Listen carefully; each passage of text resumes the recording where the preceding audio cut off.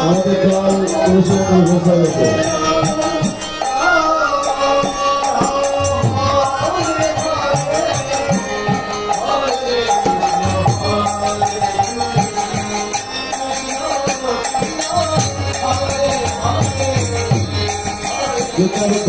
তারা আমাদের পরিবেশ করছে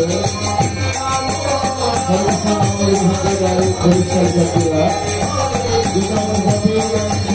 সম্প্রদায়